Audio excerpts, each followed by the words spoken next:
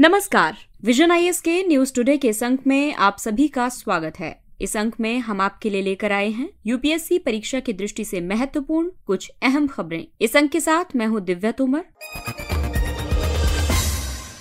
आइए सबसे पहले बात करते हैं इस अंक की हेडलाइंस के बारे में। प्रधानमंत्री ने प्रोजेक्ट टाइगर के 50 साल पूरे होने के अवसर पर इंटरनेशनल बिग कैट्स अलायंस का शुभारंभ किया। प्रधानमंत्री मुद्रा योजना के 8 साल पूरे हुए। केंद्र सरकार पशुधन बीमा योजना के तहत कवरेज का विस्तार करने के लिए इस योजना में सुधार करेगी। अंतर्राष्ट्रीय मुद्रा कोष की एक रिपोर्ट के मुताबिक भारत के डिजिटल पब्लिक इंफ्रास्ट्रक्चर का कई देशों ने अनुकरण किया। सरकार ने वेब 3 की क्षमता का पता लगाने के लिए ब्लॉकचेन प्रोजेक्ट शुरू किया है। भारत ने घरेलू खाद्यान्न की खरीद के लिए विश्व व्यापार संगठन में अपनी न्यूनतम समर्थन मूल्य प्रणाली का बचाव किया। और आइए अब खबरों पर विस्तार से चर्चा करते हैं। प्रधानमंत्री ने प्रोजेक्ट टाइगर के 50 साल पूरे होने के अवसर पर इंटरनेशनल बिग कैट्स अलायंस का शुभारंभ किया। इंटरनेशनल बिग कैट्स अलायंस का लक्ष्य 7 प्रमुख बड़ी बिल्ली प्रजातियों, जिसमें कि बाघ, शेर, तेंदुआ, हिम तेंदुआ, प्यूमा, जगुआर और चीता शामिल हैं, इनकी सुरक्षा और संरक्षण को सुनिश्चित करना है। IBCA को उन 97 देशों के सहयोग से शुरू किया गया है जहां पर ये बड़ी बिल्ली प्रजातियां पाई जाती हैं। IBCA अगले 5 वर्षों में 800 करोड़ रुपए से ज्यादा की गारंटीकृत धनराशि की निश्चित सहायता प्रदान करेगा। इससे पहले वर्ष 2019 में प्रधानमंत्री ने एशिया में वन्य जीवों के अवैध शिकार और गैर कानूनी व्यापार को रोकने के लिए वैश्विक नेताओं के गठबंधन का आह्वान किया था। आपको बता दें कि भारत दुनिया का एकमात्र देश है जहां वन में 5 बड़ी बिल्ली प्रजातियां प्यूमा और जगुआर को छोड़कर सभी 5 बिल्ली प्रजातियां पाई जाती हैं। IUCN की लाल सूची में इन बड़ी बिल्लियों की स्थिति की बात करें तो रॉयल बंगाल टाइगर और एशियाई शेर एंडेंजर्ड की सूची में है। हिम तेंदुआ और अफ्रीकी चीता को वल्नरेबल की श्रेणी में रखा गया है और सामान्य तेंदुआ को लीस्ट कंसर्न की श्रेणी में रखा गया है। बड़ी बिल्लियों के संरक्षण का महत्व इसलिए भी है क्योंकि बड़ी बिल्लियां पारिस्थितिकी तंत्र की शीर्ष परभक्षी हैं। इनकी आबादी कम होने से ट्रॉफिक कैस्केड प्रभाव शुरू हो सकता है। इस स्थिति में शिकारी प्रजातियों की संख्या कम होने से शिकार प्रजातियों की संख्या काफी बढ़ जाएगी और इससे अति चराई को बढ़ावा मिलेगा और भू परिदृश्य के स्वास्थ्य पर भी बुरा प्रभाव पड़ेगा। बाघों के पर्यावास की सुरक्षा का अर्थ होगा वनों की रक्षा करना। ये वन जलवायु परिवर्तन से निपटने में मदद करेंगे। ये प्रजातियां पर्यावरण पर्यटन को बढ़ावा देकर अर्थव्यवस्थाओं में योगदान करती हैं। प्रोजेक्ट टाइगर के 50 साल पूरे होने के अवसर पर प्रधानमंत्री ने भारत में बाघों की गणना के 5वें चक्र की सारांश रिपोर्ट भी जारी की है। इस रिपोर्ट में कहा गया है कि भारत में बाघों की संख्या बढ़कर 2022 में 3167 हो गई थी। पश्चिमी घाट, उत्तर पूर्वी पहाड़ियों और ब्रह्मपुत्र के मैदानों में बाघों की संख्या में गिरावट आई है। केरल स्थित पेरियार टाइगर रिजर्व ने प्रबंधन प्रभावशीलता मूल्यांकन में देश के सभी टाइगर रिजर्व्स की तुलना में बेहतर स्कोर प्राप्त किया है और इसके बाद मध्य प्रदेश के सतपुड़ा, कर्नाटक के बांदीपुर और नागरहोल रिजर्व का स्थान है। आपको बता दें कि शिवालिक में बाघों की संख्या में सबसे ज्यादा वृद्धि हुई है। शिवालिक पहाड़ियों और गंगा के मैदान में 2018 में 646 बाघ थे, जबकि 2022 में इनकी संख्या 804 हो गई है। केंद्रीय उच्च भूमि और पूर्वी घाट में 2018 में इनकी संख्या 1033 थी, जो कि बढ़कर 1161 हो गई है। वहीं पश्चिमी घाट की बात करें तो पश्चिमी घाट में ये संख्या 981 थी, जो कि घटकर 824 हो गई है। पूर्वोत्तर की पहाड़ियों और ब्रह्मपुत्र के मैदान में भी बाघों की संख्या घटी है। यहाँ 2018 तक 219 बाघ हुआ करते थे, अब 194 बाघ हैं। वहीं सुंदरबन में बाघों की संख्या बढ़ी है। ये 2018 में 88 थे और 2022 में बढ़कर 100 हो गए हैं। ये जो संख्या आपको बताई गई है ये केवल कैमरा पर आधारित संख्या है। आइए अब बात करते हैं प्रधानमंत्री की मुद्रा योजना के बारे में। तो प्रधानमंत्री की मुद्रा योजना ने 8 साल पूरे कर लिए हैं। केंद्रीय वित्त मंत्रालय ने 2015 में प्रधानमंत्री मुद्रा योजना की शुरुआत की थी। इस योजना के तहत आय सृजन गतिविधियों के लिए गैर कॉर्पोरेट और गैर कृषि क्षेत्र के लघु और सूक्ष्म उद्यमियों को ऋण प्रदान किया जाता है। इसमें 10 लाख रुपए तक का आसान जमानत मुक्त सूक्ष्म ऋण उपलब्ध करवाया जाता है। मुद्रा यानी कि micro units development and refinance agency limited bank, ये एक पुनर्वित्त संस्थान है इस योजना के तहत बैंक, गैर बैंकिंग वित्तीय कंपनियां, सूक्ष्म वित्त संस्थान जैसे सदस्य ऋणदाता संस्थान और अन्य वित्तीय मध्यवर्ती ऋण प्रदान करते हैं। ऋण आवेदकों को कोई जमानत या सिक्योरिटी जमा करने की जरूरत नहीं होती है। ब्याज दर भारतीय रिजर्व बैंक के दिशा निर्देशों के मुताबिक ऋण देने वाली संस्थाएं निर्धारित करती हैं। प्रदान किए जाने वाले ऋण को 3 श्रेणियों में विभाजित किया गया है। प्रधानमंत्री मुद्रा योजना की उपलब्धियों की बात करें तो इसके तहत 40.82 करोड़ ऋण खातों में लगभग 23.2 लाख करोड़ रुपए मंजूर किए गए हैं। योजना के तहत लगभग 68% खाते महिला उद्यमियों के हैं। इस योजना के तहत 51% खाते अनुसूचित जाति, अनुसूचित जनजाति और अन्य पिछड़ा वर्ग के उद्यमियों के हैं। प्रधानमंत्री मुद्रा योजना का महत्व इसलिए रहा क्योंकि इसने अनौपचारिक सूक्ष्म उद्यमों को औपचारिक ऋण उपलब्ध करवाया, रोजगार के अवसर पैदा करने में मदद की, अनुसूचित जाति या अनुसूचित जनजाति के उद्यमियों को ब्याज दरों पर विशेष रियायतें देकर उनमें उद्यमिता को बढ़ावा दिया है। हालांकि सभी योजनाओं की तरह प्रधानमंत्री मुद्रा योजना से जुड़ी भी कई चिंताएं रहीं, जैसे कि वितरित ऋण से रोजगार के कितने अवसर पैदा हुए,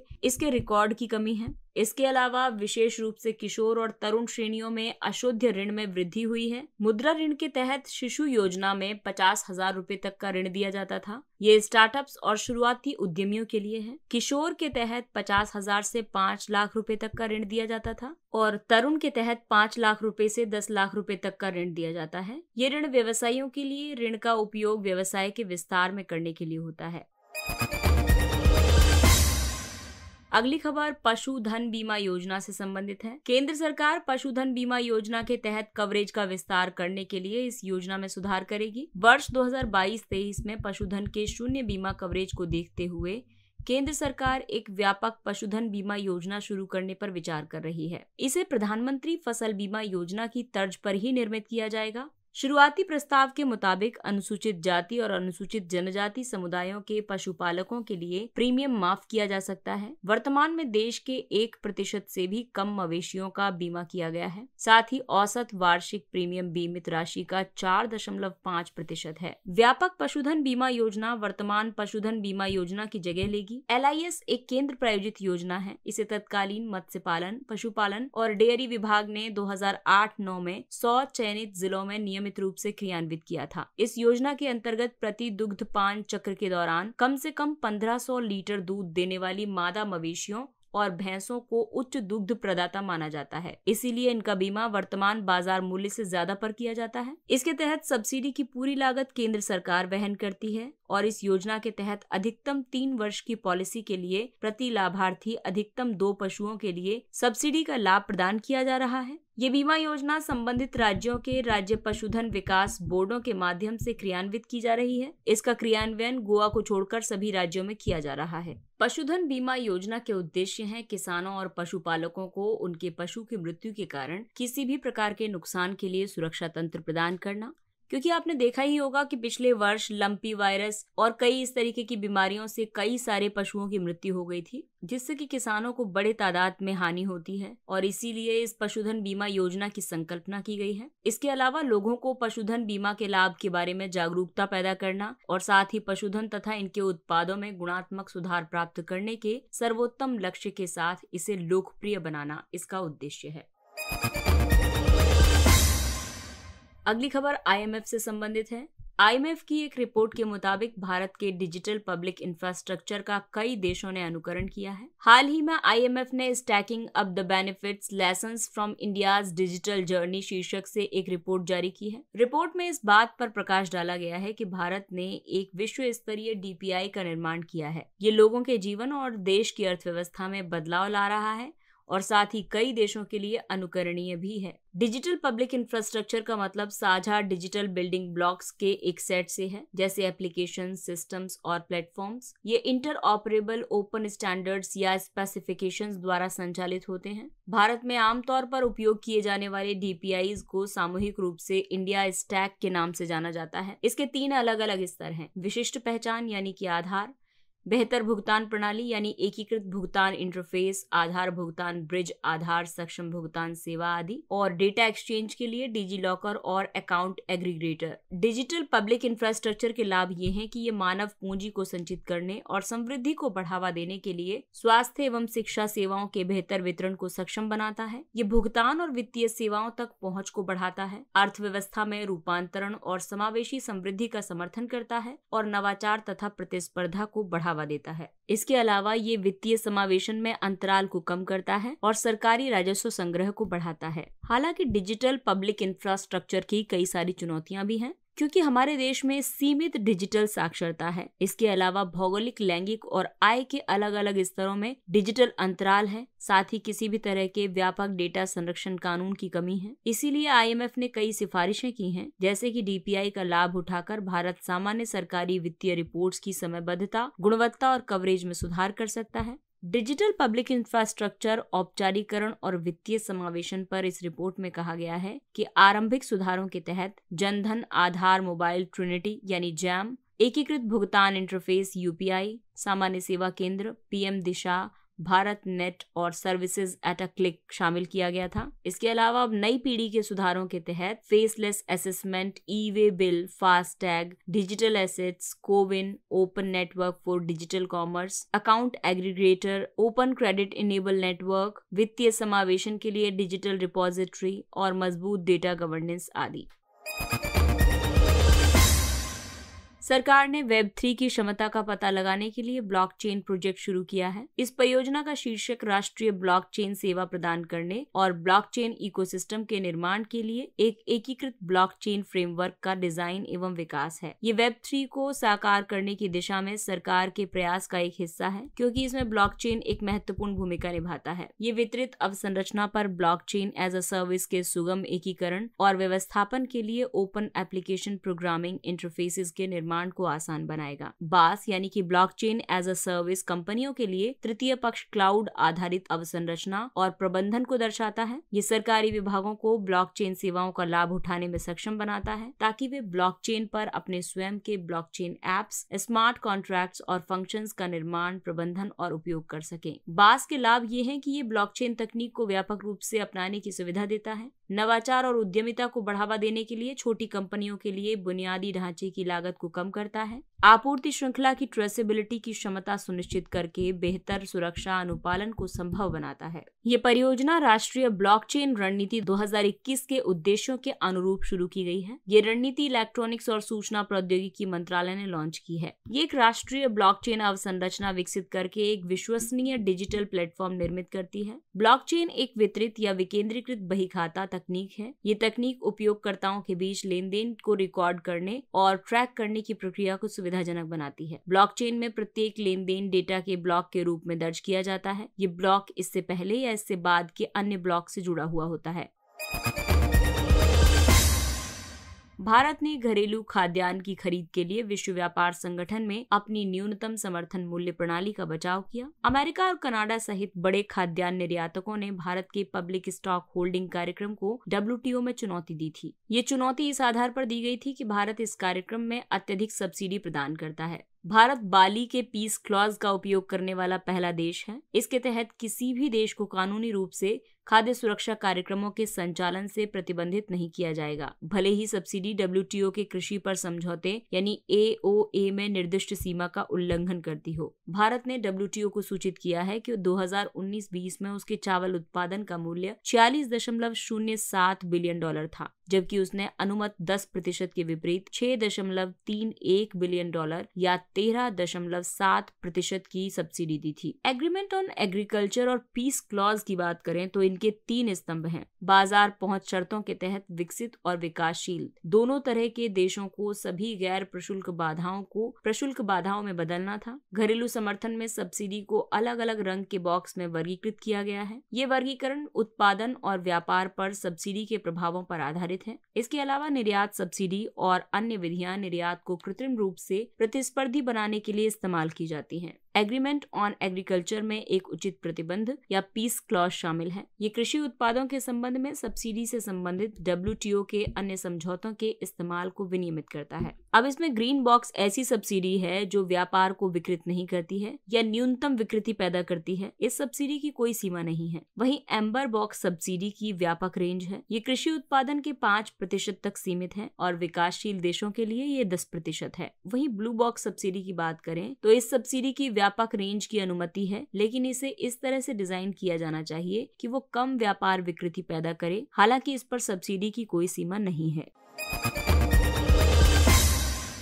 और आइए अब बात करते हैं कुछ अन्य महत्वपूर्ण सुर्खियों की। डकार घोषणा पत्र। हाल ही में सड़क सुरक्षा के लिए वैश्विक योजना को लागू करने पर प्रथम अफ्रीकी उप क्षेत्रीय सम्मेलन का आयोजन किया गया। इस सम्मेलन के बाद 21 अफ्रीकी देशों ने डकार घोषणा पत्र को सैद्धांतिक रूप से अपनाया है। ये एक मार्गदर्शक दस्तावेज है जो सड़क सुरक्षा के लिए कार्रवाई के दशक 2021 से 30 के कार्यान्वयन का समर्थन करता है। इसके तहत 2030 तक सड़क यातायात में होने वाली मौतों और चोटों में कम से कम 50% तक की कमी लाने का महत्वाकांक्षी लक्ष्य निर्धारित किया गया है।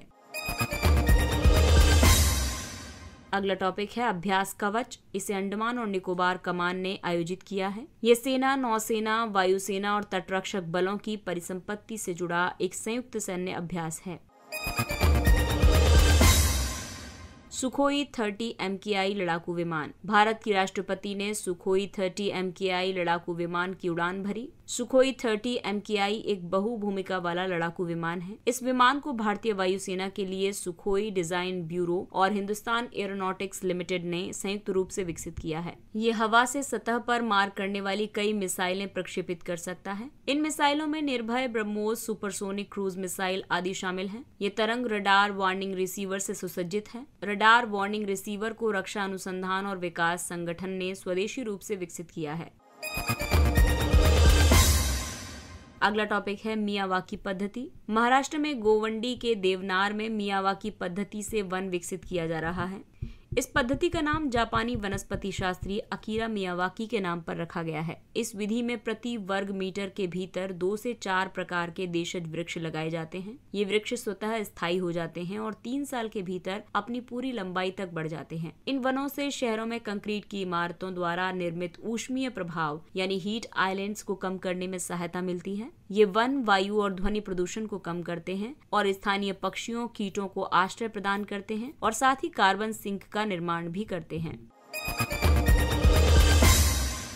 अगला टॉपिक है अंतर विषयक साइबर भौतिक प्रणालियों पर राष्ट्रीय मिशन NMICPS। हाल ही में साइबर भौतिक प्रणालियों में प्रौद्योगिकी नवाचार पर एक कार्यशाला आयोजित की गई है। इस कार्यशाला में विशेषज्ञों ने NMICPS को मजबूत करने के तरीकों पर विचार विमर्श किया है। NMICPS को 2018 में लॉन्च किया गया था। प्रौद्योगिकी विभाग इसकी कार्यान्वयन एजेंसी है। इसका उद्देश्य अनुसंधान और विकास, अनुप्रयोगी अनुसंधान, उत्पाद विकास, स्टार्टअप्स की इंक्यूबेटिंग और समर्थन तथा व्यवसायीकरण के लिए प्रौद्योगिकी प्लेटफॉर्म विकसित करना है। ये शिक्षा जगत, उद्योग जगत, सरकार और अंतर्राष्ट्रीय संगठनों को एक साथ लाता है। इसने एक ऐसे इकोसिस्टम का निर्माण किया है जो उद्यमशीलता को बढ़ावा देने के साथ साथ अगली पीढ़ी के कुशल कार्यबल का भी विकास करता है। इसके अलावा ये साइबर भौतिक प्रणाली प्रौद्योगिकियों के व्यवसायीकरण को भी बढ़ावा देता है।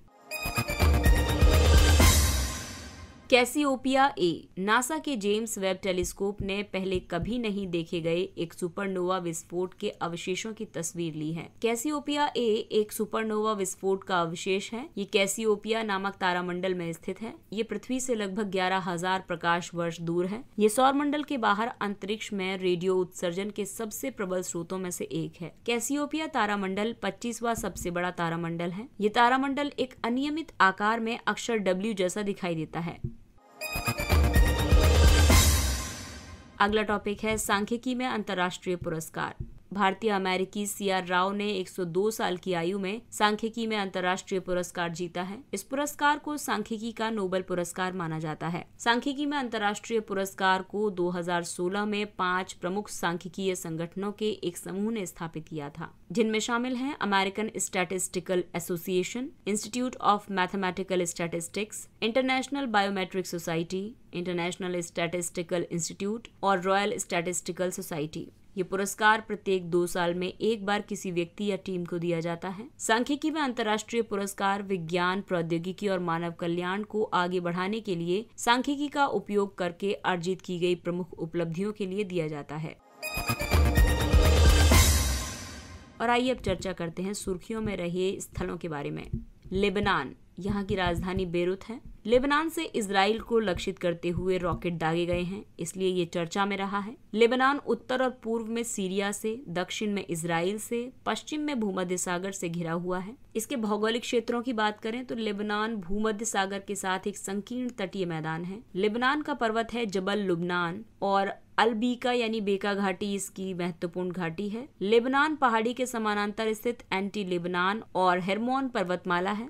लेबनान का उच्चतम बिंदु कुर्नत अल सवदा है और लेबनान भूमध्य सागरीय जलवायु क्षेत्र में स्थित है। अगला महत्वपूर्ण स्थल है मोजाम्बिक, यहाँ की राजधानी मुप्टो है। भारत के विदेश मंत्री मोजाम्बिक की यात्रा करेंगे। ये दक्षिण अफ्रीका के दक्षिण पूर्वी तट पर स्थित है। मोजाम्बिक उत्तर में तंजानिया, दक्षिण और दक्षिण पश्चिम में दक्षिण अफ्रीका और स्वाजीलैंड, पश्चिम में जिम्बाब्वे और उत्तर पश्चिम में जाम्बिया, मलावी तथा लेक न्यासा से घिरा हुआ है। मोजाम्बिक चैनल इसे पूर्व दिशा की तरफ से मेडागास्कर से अलग करता है। ये कोमोरोस, मेडागास्कर और फ्रांस के मेयर द्वीप के साथ अपनी समुद्री सीमा साझा करता है। मोजाम्बिक के उत्तर पश्चिम में तटीय निम्न भूमि से लेकर ऊंचे पठार मौजूद हैं। इसके पश्चिम में भी कई पहाड़ स्थित हैं। मोजाम्बिक की जलवायु दक्षिण से उत्तर तक उपोष्णकटिबंधीय से उष्णकटिबंधीय परिवर्तनशील प्रकृति की जलवायु है। यहाँ की प्रमुख नदियां हैं जाम्बेजी नदी, लिम्पोपो नदी और रोवुमा नदी और मोजाम्बिक का उच्चतम बिंदु है मोंटे बिंगा। इसके साथ ही ये अंक समाप्त होता है। अगले अंक में फिर मुलाकात होगी कुछ अन्य महत्वपूर्ण खबरों के साथ। तब तक अपना ख्याल रखिए, सुरक्षित दूरी बनाए रखिए, मास्क पहनिए, हाथ और चेहरा साफ रखिए। और अगर ये कंटेंट और जानकारी आपको पसंद आ रही है तो और छात्रों के बीच में भी इसे शेयर कीजिए, सब्सक्राइब कीजिए और इसी अपील के साथ विजन IAS की पूरी टीम को दीजिए इजाजत। नमस्कार।